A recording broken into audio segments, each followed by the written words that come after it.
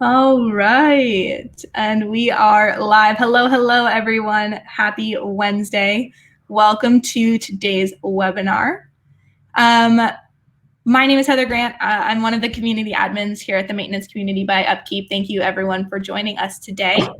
If you are not already a member of the maintenance community on Slack, we would love to have you join us. We will be sure to add the link on how to sign up in the chat shortly. Today I have with me Steve Baumgartner. Steve, thank you so much for being here. Looking forward to our presentation. Thanks for having me. Yeah, the recording from today's session, as well as the slides that you see here, will be available in the maintenance community on Slack. Steve himself is also available to answer any questions live in the Slack group. So if you or anyone else you know would benefit from hearing more of Steve's expertise, please feel free to send them this replay or the invitation to Slack directly as well. My final piece of housekeeping before we get started, you'll notice that your cameras and microphones are not turned on today. So what you'll want to do if you have any questions for Steve, or if you want to answer any questions that he throws out to the live audience here, you use that chat feature on the right-hand side of your screen. You can chat your questions in there. Let me know if there's any problems or anything like that as well. And I'll be watching that channel throughout our presentation today. We'll be kind of taking questions as they come. If there's some breaks in the conversation, we'll jump in with questions where they're relevant, and then we should have time at the end as well to answer any questions that we may have missed. Again, thank you so much for everyone for being here. And Steve, I'll hand it over to you to get us started. All right. Thank you, Heather. All right. Everybody hears me fine, I'm sure. We've already done our audio test, so I'm just going to go ahead and get started here. The presentation I'm going to go through today is called the 1 degree difference. Really, what I want to talk about with the 1 degree difference is it's just a simple methodology that I personally use to maintain my course day after day.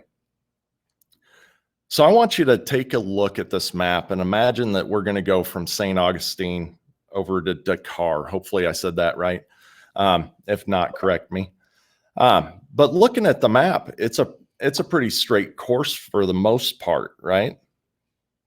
However, I want you to think about if you were to take a 1 degree shift in your course direction, either to the north or to the south, you're going to end up a lot different place than what you're expecting to end up. And from what I hear, it could be a little bit violent in one of those areas as well. So you definitely don't want to shift off course. However, I also want to say that every now and again, you're going to hit some hurdles or roadblocks that come up that are going to take you off from that trajectory, and you're going to have to do a course correction to get back on. So anyways, what I really want to get out of this presentation today is to arm everybody on the call with a different mindset to help you reach your goals, whether they're personal or professional, by really just kind of breaking it down into a simple strategy and taking small steps day after day that leads to a tremendous impact when taken over a long period of time. So really my hope is that you take something away from this presentation and that you're able to apply it and not just add to your knowledge, but actually add it to your ability as well. So starting off with a little bit of an introduction to myself, this is going to be pretty simple. My name's Steve Baumgartner. I work for Smithfield Foods as the Director of Asset Reliability. First and foremost, the things that are really important to me are my faith and my family. I actually have 8 children. There's only 3 in these pictures, and then my lovely wife towards the right of that picture. And then I have 5 adult children. So first and foremost, that's what's important to me. But in my career, I work for Smithfield Foods, as I said. A lot of people don't understand what kind of reach Smithfield has. So just a real brief introduction. For the United States entity, which is the portion that I have ownership in, we have over 40,000 employees in the United States. We also have some in some European countries, do a little bit down in Mexico and a couple different other places. We run in 45 different facilities, and we have 24 company-owned farms, and the a wealth of contract farms. My oversight is really in those two check boxes there, 32 states and 45 different facilities. So anyways, I want to take you a little bit on a journey of a personal sort, I guess. And this is going to be a little bit weird talking about, because I know that everybody on the phone right now is kind of used to that professional journey. But I'm going to take you on two different journeys at the same time. One's going to be on that personal level, and then I'm also going to take you on a professional level. So first off, let me talk about this guy in the picture a little bit. This guy is me a year ago. So as you can see, this man is out of shape. He's overweight. He's tired looking. To be honest with you, he was quite lazy. You know, I was a poor father, a poor husband, overstressed, overworked, underpaid, you name it, that was me. Anyways, over January through March time period, I had the privilege of working with Echelon Front, which happens to be Jocko Willink's company. My presentation stopped there for a second, so I apologize for that. Anyways, we did some workshops in Smithfield with Echelon Front. I got to work with Dave Burke and a team directly. And if you don't know Jocko, he wrote a book with another gentleman called Extreme Ownership. He has quite a few other books, but they go around teaching leadership skills through ownership to different companies. They really work with leadership and trying to get people to own their situations. That really sparked a fire within me personally. So from that fire, you know, I read everything that I could from Jocko. I, you know, engaged in as many podcasts as he had to offer, you know, articles, different things like that, YouTube videos. And I just kind of got hooked on this self-improvement journey. From there, I started looking at podcasts and reading things from Garrett White, Goggins, Joe Rogan, Sean Whalen, Ed Millett, Andy Frisella. You know, the list goes on and on and on. One day I happened to run across this gentleman that you see in the picture, and you can tell that he's of the rugged type, I'm sure. He actually owns a podcast called Order of Man. His name's Ryan Mickler. He also wrote a book called Sovereignty. Anyways, this gentleman's message really resonated with me on a personal level. And I did a whole ton of work, you know, that he was suggesting through these different means. And then finally, I joined this thing that he owns called the Iron Council. The Iron Council really feeds into me every day because it's like-minded individuals who are on the same type of journey that I'm on.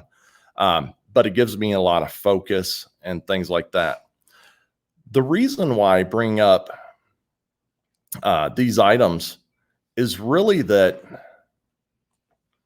these are the three things that really started me on this journey, and it started back in March.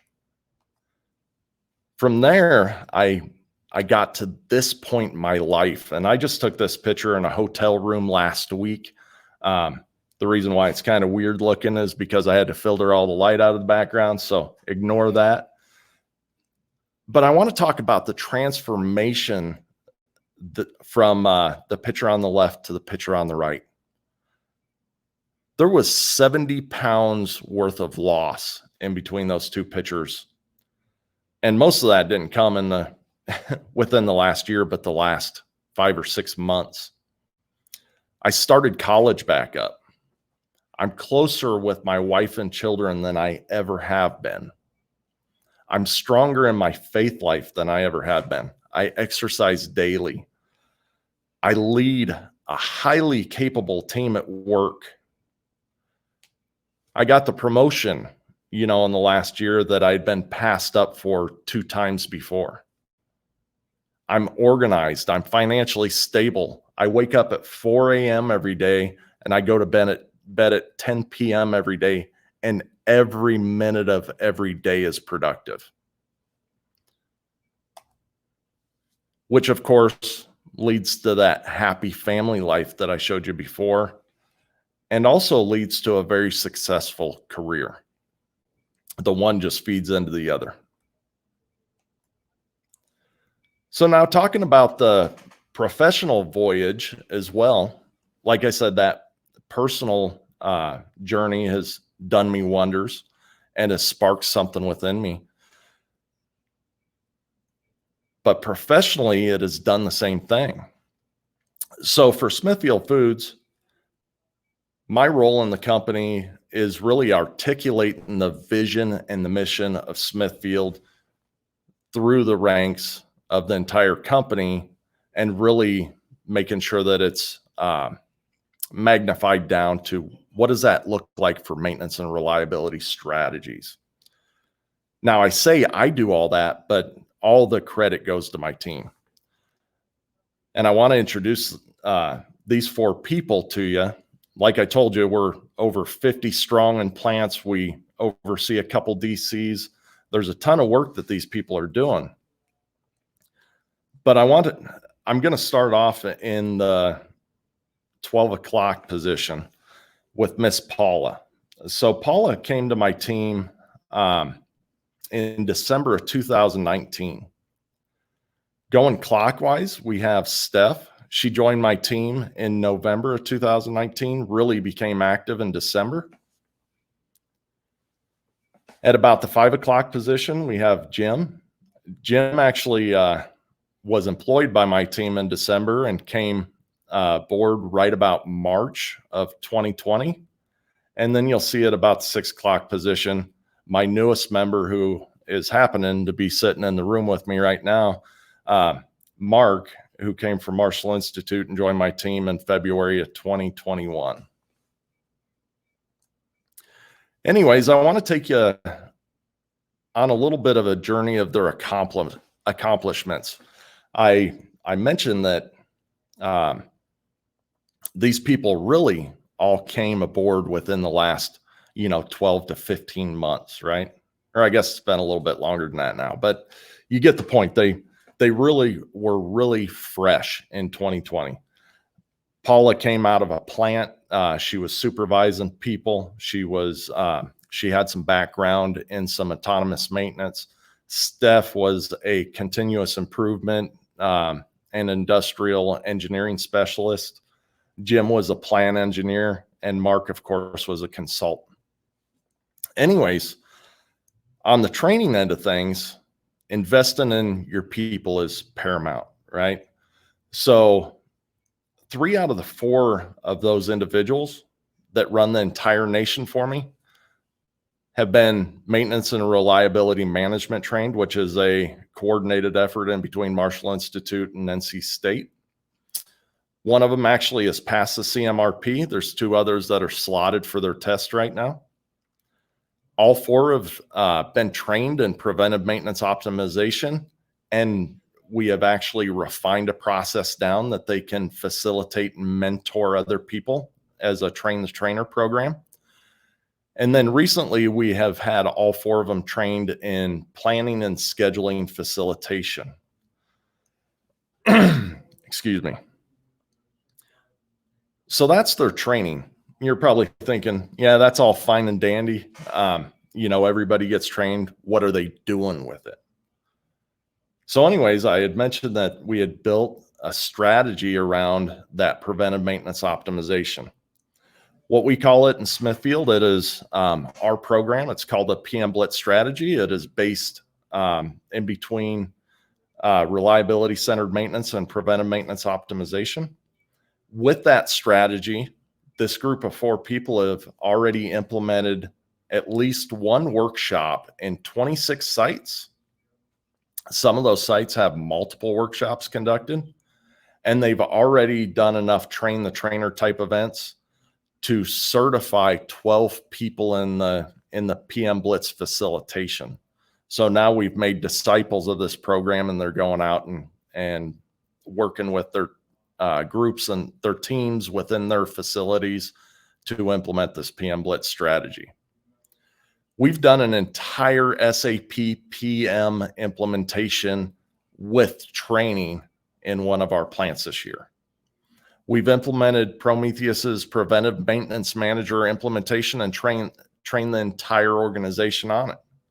We've developed a KPI suite in business intelligence software that it used to take 6 hours of plant personnel time every week to perform KPIs.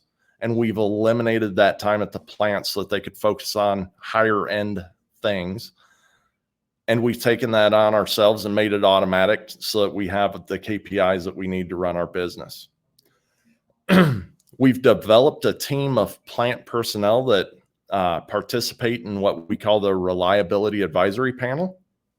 And this is a group of membership from planners to supervisors to plant engineers that give us feedback on all of the changes that we're doing so that we can keep course correcting and get that 1 degree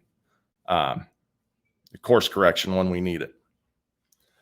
We currently have 2 beta sites running in 2 different plants that take up 50% of, so one person is devoted to each plant 50% of their time. What these beta sites are doing is actually building foundational level processes so that we can document them and really solidify our foundation in the company and get everybody marching in the same direction.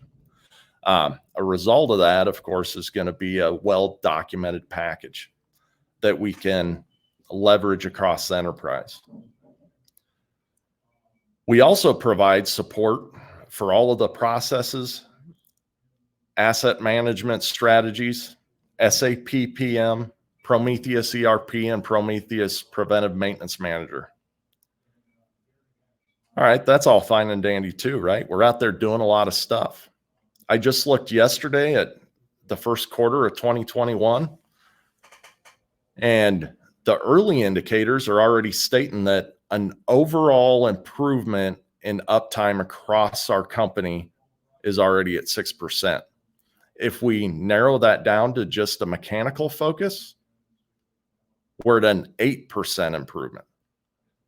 I don't know what company in the world would snub their nose at a 6% overall improvement in uptime.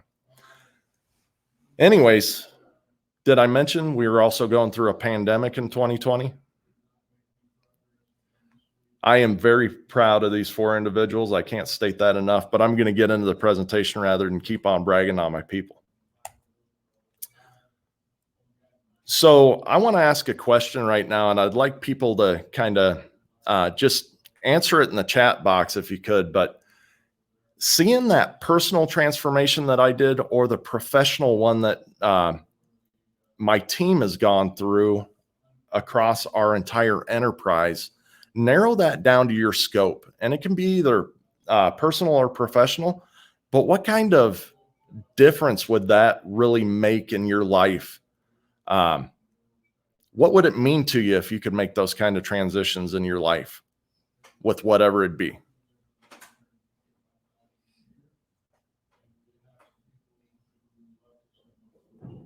Hey, I just noticed Tom Furnival's on. Welcome, Tom.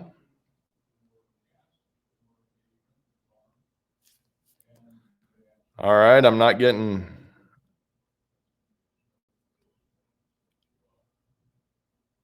So Tom says it would be significant, life-changing. So Joe states, my team has made similar improvements as yours, and it's a huge morale boost. I agree, huge. Just as a little bullet point on that, before 2020, my team looked a little bit different, but the entire team shot off in airplanes to try and deal with reactive events, right? We had a major piece of equipment down in a plant. We have totally transitioned the view of what maintenance and reliability is in this company. So Craig says a professional change is similar to what I am trying to drive now. It would be huge to get to the point you are at. All right, I want to mention something, Craig. It just took a year, right? So hang in there. You're going to get there, right? All that you got to do is keep on course. All right, with that, I'm going to go ahead and move to the next slide. I want to talk a little bit about vision, but I'm also going to attach identity to it. So I'm going to go through that a little bit, tell you what that means. But first, I'm going to start off with a quote from James Clear. So I'll talk about James Clear here in a little bit. It's kind of a weird story, but anyways, many people think they lack motivation. However, what they really lack is clarity. So when we set out on any sort of voyage, what we really need to do is we need to bring clarity to the mission that we're trying to accomplish, right? But we also need to bring clarity to what we're wanting to become. So a lot of people tell you to write a vision, right? We need to understand and bring clarity to what that future looks like, what that future vision is. We need to understand what that looks like to our company, to our department, to us as individuals, and for myself, what that looks like to my spouse, right? So for an example, to make the changes that I did in my personal life over the last year, this is going to sound kind of morbid, but I actually wrote my own eulogy for my funeral. It's probably something that nobody knew until today, but I actually wrote my own eulogy. But I didn't write it about who I was at that moment. What I did was I wrote it for the man who I wanted to become and how people would talk about me. So anyways, the eulogy, the reason why I picked that is really it's the ultimate end game here on earth, right? This is when people are really going to talk honestly about you. So that's why I chose to write that. If you've never done it, it kind of creeps you out, but it's also a very, very good eye opener on being able to see who you want to be. So focusing in on that clarity a little bit more, to really get to that clarity state with your vision and with your identity, you need to know where you're at today, right? Which is your current state.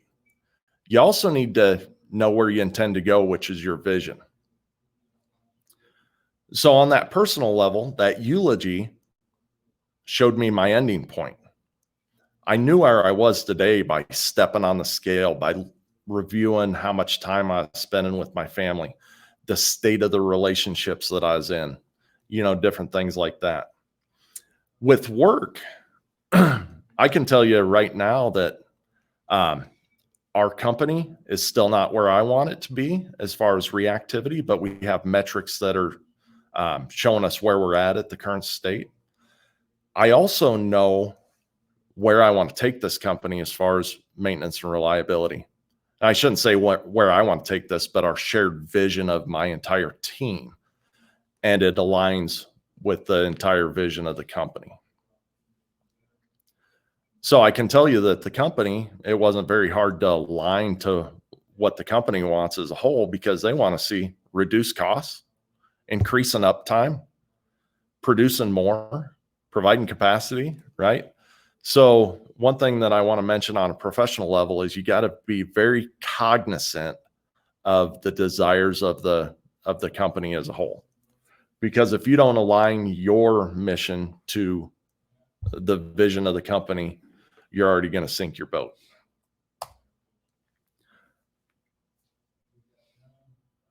So now I bring the identity into that a little bit. This is going to be a little bit fuzzy because a lot of people think that vision is, that'll get me there, right? So on and so forth. But when people write visions, a lot of times what they do is they go, yeah, we we wish to become, we hope to become, we want to do this. I want you to sign on the dotted line, and that's where I'm bringing the identity in. No more I hopes, only I ams, I do, I commit. So I'm going to give you a couple examples, and I probably won't read these whole things. But on a personal level, I am a vested husband and father. Every member of my family knows, and more importantly, feels the love and commitment that I have for them, right? On a leadership level, if I can find my mouse here, sorry about that. I am a leader in my field, trusted by both my peers at Smithfield and my professional networks. My employees understand my level of integrity, and I reward them for the results of supporting our shared values and mission. On a reliability level, my team commits to forging strong partnerships with our plant teams to deliver simple, structured approaches, ensuring our assets are operating as required. You didn't hear any I hopes, I wish, I may want someday. It is very bold statements with my signature on those lines. Those are who I am. So attach your vision to your identity. I can't stress that enough. So anyways, kind of following up on the previous question that everyone was answering in the chat box, I'd like you to share one vision and identity around who you are in your personal journey or your reliability processes. I don't care which way you take it. Both are going to improve you. So if you could answer down in the chat box, I want an I am or I do type statement. I have a feeling Tom's going to be the first one to type. I'm going to grab a drink of water.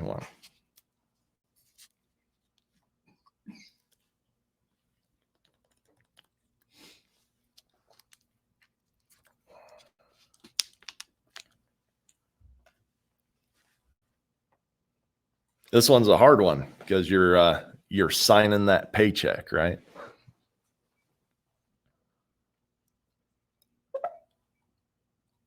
All right. So Tom, if you don't mind me sharing, you don't have a chance to answer because I think you're on mute. But anyways, Tom says, I am a leader who focuses my energy and effort on realizing the potential of my team and company. Fantastic.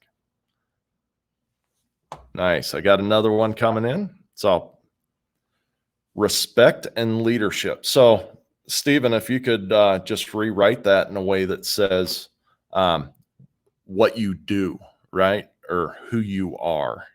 I would say that you could improve that statement quite a bit just by adding a few words, get a verb in there. All right. Well, I won't slay you guys too long on that. I know this is kind of a personal sort of journey here, but I appreciate everybody who did pop in on that. All right. So, oh, perfect, Stephen. So I lead the team by showing respect. I like it. All right, one more because I kind of like these. I am a driver of change who leads the continuous improvement of our asset management strategy. I like it. I think you could probably, Craig, just a little bit, if you could add some detail around that, it might help just a tad, but it is a very good start. You're a driver of the change, leading the continuous improvement of the asset management strategy. I like it. So going into the strategy portion, it's funny that your last word was strategy because it's a great segue, Craig. Anyways, there's a lot of damn strategies out there. There's all sorts of things that we can pick from, right? And there's going to be consultant friends of mine who are on the thing right now are probably not going to like what I have to say, but don't go out and hire a consultant right away. Don't do it. I caution you. They have their ideas of what they've seen, and they're good ideas. So don't get me wrong. But what you need to do is you've created a vision, you have an identity, you know where you're going, you know where you're starting. If you're going to reach out to a consultant, do it with the ambition of gaining knowledge from them on something that you don't know. Hire them to help you with your strategy, not implement theirs. I can't stress that enough. Make sure that they join the voyage with you, not take you 1 degree off. So anyways, that's probably given everybody a little bit of nausea. That's halfway intentional. It is overwhelming when you start looking at strategies. So what I want you to do is choose the simple answer. Take the straightest path to where you want to go, right? You have your starting point, you have your ending point. All you got to do is connect the dots and connect it with a straight line. There's a lot of things that can take you off course. So don't overcomplicate it. Don't swing for the fence.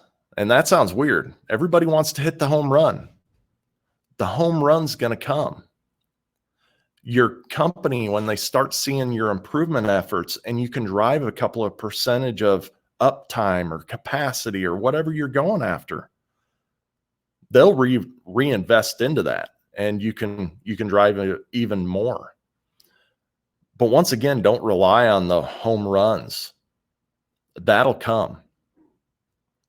They actually say that luck, which is where the home runs are usually at, is really when preparation meets opportunity.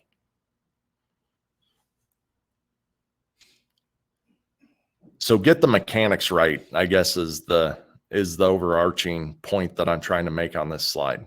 Choose the straightest path, get the mechanics right, start marching down that path. So once again, a little bit of engagement here. I want to hear from those people, or if you want to jump in now, you have a vision and an identity. What I'd like you to do is just share a strategy that you think would work to get you to your identity. Make sure that it aligns. So if you could just share what you think that is. So like for Craig, for example, what strategy would you work on today that would be a driver of change leading your continuous improvement as efforts of your asset management strategy? What would that look like?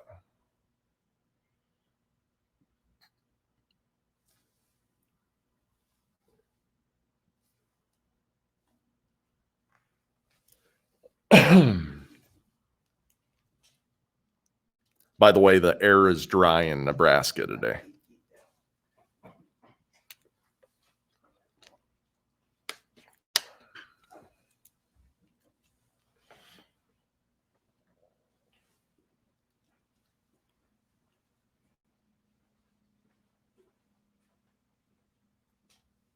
Lots of typing going on.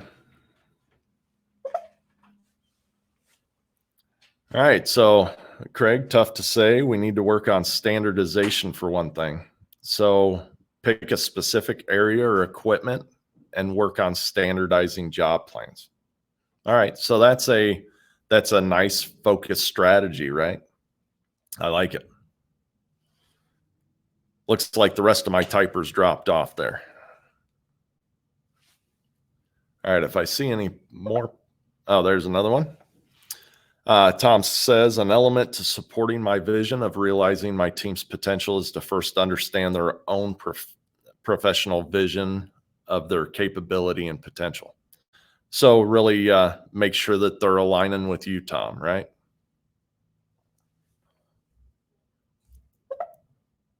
All right, perfect. and then he aligns with them. So that's awesome. Stephen, lead the team towards best practices and asset management, capture all maintenance work in the CMMS, and proper use of procedures, priorities, and failure codes.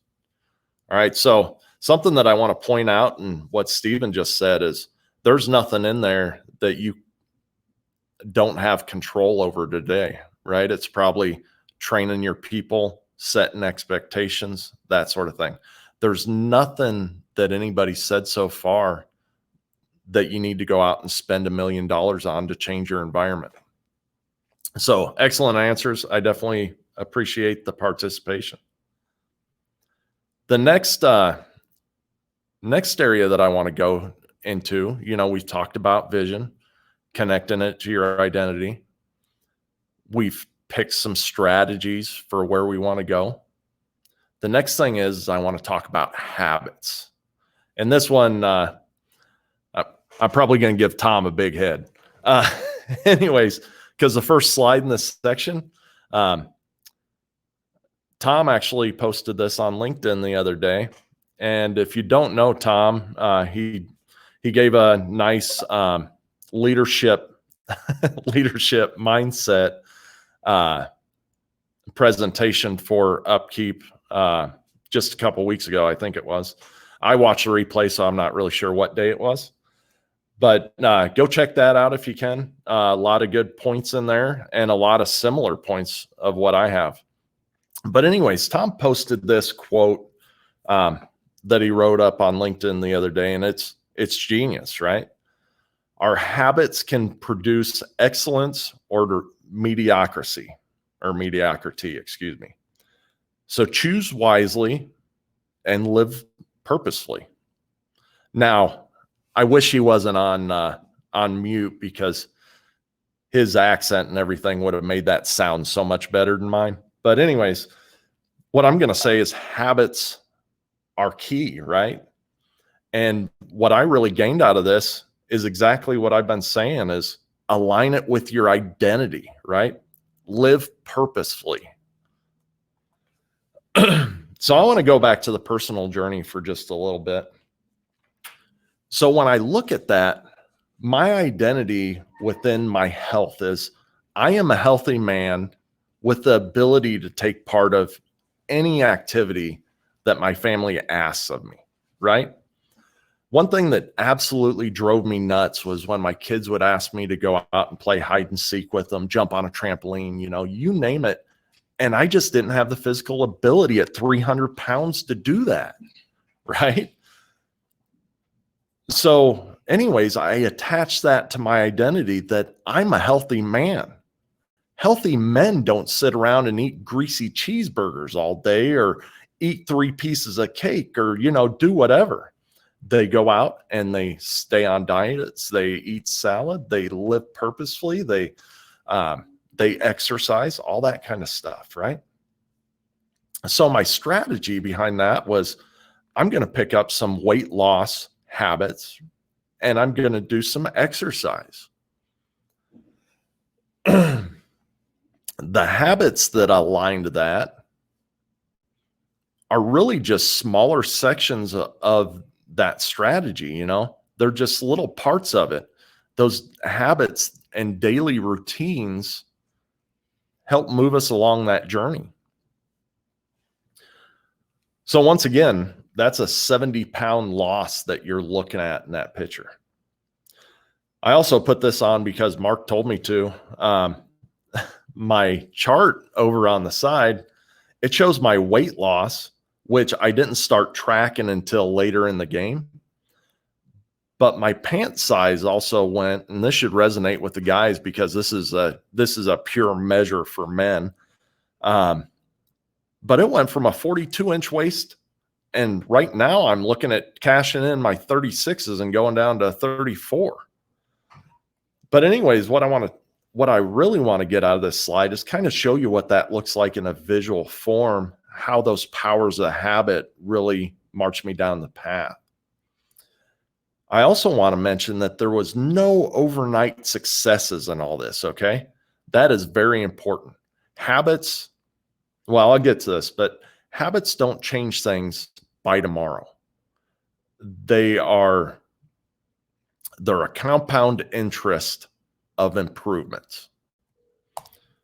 So anyways, the first place that I started was, man, I really, really was enjoying, going out and getting a mocha or a cappuccino or a sugar coffee kind of thing, creamers, sugars, whatever I could put in my coffee. So the first habit that I started was healthy people don't drink 3 mochas a day, right? Take the crap out. So I took all the junk out of my coffee and I drink my coffee black. And to be honest with you, I can actually taste the dang flavor now. It's not an addiction. I enjoy my coffee because I can taste the coffee bean. I took out sodas. I'm going to tell you right now, you take out sodas out of your diet if you're a big soda drinker, and you'll drop 20 pounds out of the gate. Sodas are horrible. I gave up beer. Now, some people are like, I'm out. I can't do that. Anyways, I didn't stop drinking. I stopped drinking beer. Healthy people don't have beer guts, right? But I do drink my fair share of bourbon, but I've become more of a connoisseur of bourbons. I really enjoy the taste. I enjoy the flavors, the different notes within them. I'll get off that topic because it's supposed to be professional. Somewhere along that weight loss journey, I actually started keto, right? Because I was building up these habits. I was liking the successes. I was watching the metrics. So I just kept on adding things in. So I put in keto. Anybody who knows keto is really, you're just reducing your carb intake. You're increasing your fats and kind of keeping your proteins moderate. I wanted to get there quicker. So I started intermittent fasting. So I took up 16-8, which means that I fast for 16 hours and I only eat during an 8-hour cycle out of a day. Then I plateaued, right? And I want to mention something. I went from damn near 300 pounds. And, when I plateaued, I was sitting at about that 258. There wasn't anybody who was noticing that difference in me at that point in time. And I think that's where I really got frustrated. But anyways, this comes out of a book called Atomic Habits. And I quoted him earlier, James Clear. This is the plateau of latent potential, and it's absolutely genius, right? So during this time period of when you're starting to make change with habits, you have this expectation of what you think's going to happen. However, you hit this valley of disappointment because what you think's going to happen isn't really happening. I was losing the weight, but people weren't noticing. I didn't have a lot of energy yet, things like that. So that's what really is happening. But then you hit this point where you actually excel well beyond what you're planning. So that's why I got this flat line at about 258 on my chart, was because I hit that point and I'm like, I'm done, right? And then I started going back up, and somewhere I'm like, no, you can beat this, Steve. So I kicked it back in and I started doing a little bit more reading. And what I ended up doing was I increased my fat intake. And you can see that drastic drop that happened there. And then I started, tapering off. So then I added exercise in. And that brings us to today. So I'm looking at shooting towards 218. Today, when I stepped on the scale, I was on the high end of 223. I'm not meant to hit 218 until June by my goals, but I think I'll hit it well before then if I keep on track. So anyways, I'm going to bring this back into the professional arena for a little bit and talk about planning. So planning is something that has this huge, overwhelming just perception around it that you have to do everything 100% right to call yourself a planner. That's not true. It's not true for me anyways. What we can all agree that the picture that we're looking at on the screen right now, that gentleman is a weightlifter. There is no doubt in my mind he's a weightlifter. And if you relate that to planning, he's probably, doing all the right things. Identification of labor and time, identification of materials, identification of tools, getting all the safety requirements. And he's probably got good metrics stating that he's got planned work of greater than 90% in his plant. However, can you argue that this gentleman is also a weightlifter? You can't. He's lifting weights. He's doing some of the effort, right? It's not to the scale that the upper gentleman is, but he's a weightlifter, right? Just like my identity, I stated, I am a healthy man. I wasn't at the peak performance level when I started, but I started, right? So looking at that, this gentleman, if you take it into the planning sphere, he might be looking at just making sure that he's getting proper work requests into his system, that he's doing a little bit of time estimation, and that he's doing a little bit of materials for larger jobs or something like that. He's still planning, but he's not doing it at that 100% level that professional weightlifter is. So taking that into the scheduling realm, because I believe planning and scheduling are some of the, or two of the most important strategies that any plant can develop. But going through that same kind of scenario, we can all agree that the picture that's on the screen, this marathon runner, he's a professional runner. He knows what the heck he's doing. There is no doubt about him being a runner. He's probably scheduling weekly work, locking in that schedule, communicating it well. He's got every craft person on that schedule. He's got a 2 to 4 week flexible schedule so that, he's constantly looking into the future and building those schedules out. And he's probably got over 90% of his hours scheduled. This gentleman's also a runner. Just as a little tidbit, he also happens to be a sumo wrestler. I read the article about him, but he's starting to run. He's got the identity of a runner. He's not lying about it. He's out there running. But what he's looking at right now is he's looking at scheduling one of his crafts. So he might be scheduling his electricians, and he might have a small target of 25% of his hour schedule. That's a pretty low target, but he's on the journey. He's on that voyage to become that marathon runner and really schedule at that high level.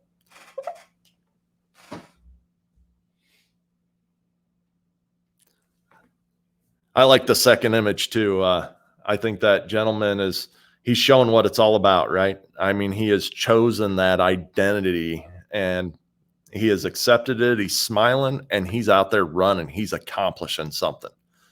But now imagine, I like that you brought that up, Ahmed, because imagine if he was to compare himself to that marathon runner, right? He's never going to get out of the gate and start those daily habits. And that's really the point that I'm trying to drive home here, is that you got to start somewhere. You don't start at the finish line.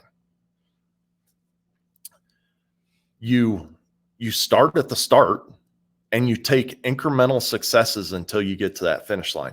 And it seems like basic math, right? I mean, it seems like common sense, but a lot of people don't think that way. They're like, no, if you're going to say that you're scheduling, you need to do these 10 things and do them at this level. Otherwise it ain't scheduling. Well, that's just a crock. Anybody who says that, stop paying them today, because they're not helping you along your journey, right? those are the kind of implementations that fail. Anyways, got a couple comments coming in. Craig says he's working on planning scheduling process. This is helpful thinking. Appreciate that, Craig. Don't have to finish a 10K out of the gate. Absolutely correct. Ahmed says it's important is the vision, determination, and the willingness to achieve the target. 100% agree. So just as an example, I've seen some metric boards that have just the stretch goal on it. So we want to be, let's just say that we want a 98% uptime, right? And it's got a bar chart with a goal line. It's easy to see people walking into a plant and seeing that thing when they're running at the 20 or 30%, and it's always a red bar chart and the goal line's so far away. I would give up too. You know, it's just a red bar. It ain't going nowhere, right? But if you set it at 30% and they're at 27%, they're going to strive to meet it. And then if you take that and you go to 35%, they're going to strive to meet that. And before long, you've made those 1% changes that just build upon themselves, and they get you to that ultimate goal line. If I can get this thing working again. So on that note, this is another clip from Atomic Habits from James Clear, and I'm going to kind of tell you the story a little bit behind this.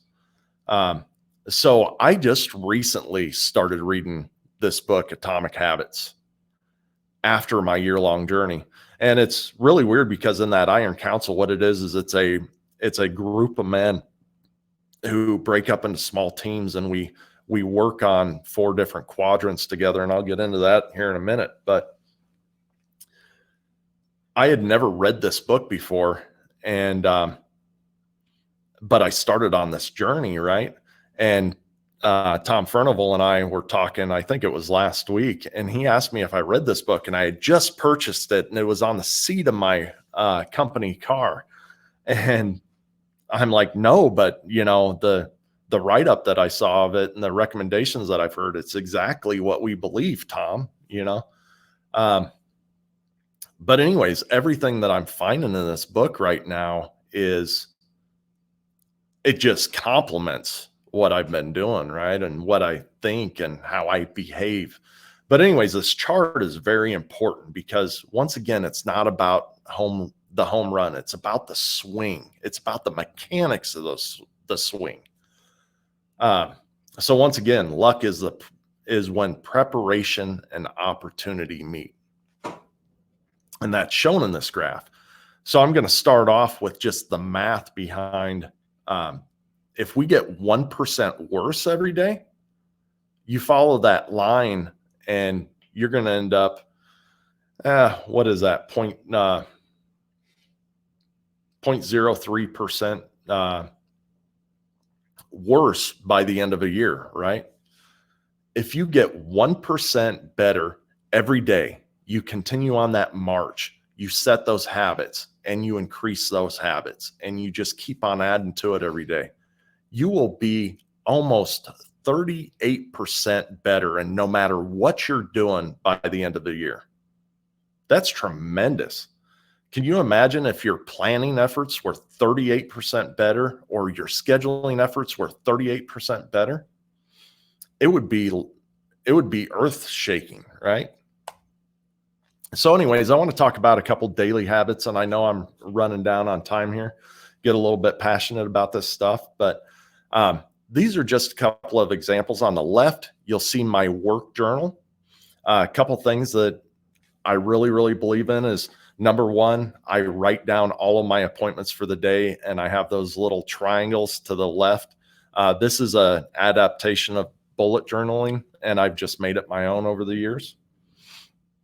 But I have my meetings. As I get through my meetings, I just shade them in so I feel accomplishment from doing that. Down below, I have it blurped out there, but those are my tasks for the day. And I want to spend a little bit of time on this because I actually write my tasks down and I work from the right to the left, which seems kind of counterintuitive, but there's a reason. The task has a bullet, right? As I get those bullets done, I X them off, takes them off the list. The next column is really whether it aligns with my identity or not. So you'll see that there's asterisks for the ones that align with my identity, and then there's some without. Those one without are usually lower priority items, and if they stay on my list too long, I evaluate whether they really need to be there. So it's a good filter. The next column to the left has an arrow that points up. If that arrow points up, it's a non-negotiable for me to get done with it today. And then finally, the next column to the left, those arrows I prioritize I prioritize them so that I can do them in the proper order so that they get done right by priority. So it's much like a CMMS. On the right-hand side of the page, and I should have wrote something in here so that you'd know what it looked like, but at the start of the day, I write my bullet journal. So that's the left side of the book. On the right side of the page, I go through my wins, I go through my losses, and I write down what I need to be grateful for. So what this helps me do is I align my day at the beginning, I cap my day at the end, and then it allows me to be fully present for my family at the end of my workday. I've actually added in one new habit here this month. I've been putting my phone down at 6 p.m. so that I can focus on my family more. So anyways, this is just a detachment method. And the only thing that I answer is telephone calls, no text, no social media, nothing like that.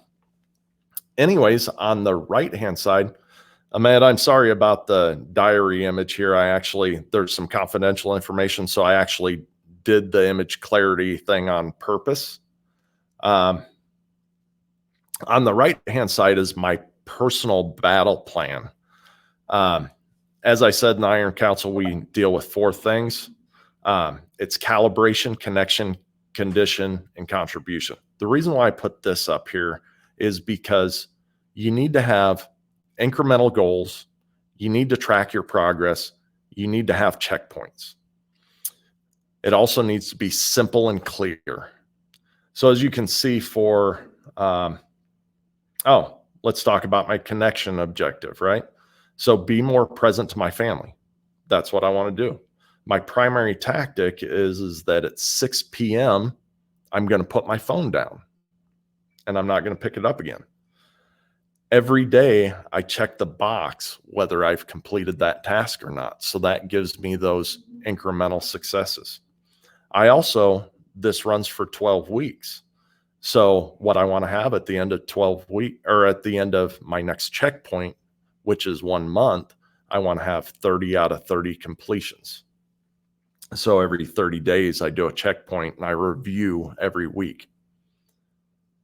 So anyways, very important, make it clear, concise, aligns with your identity, put in checkpoints, have a way to track.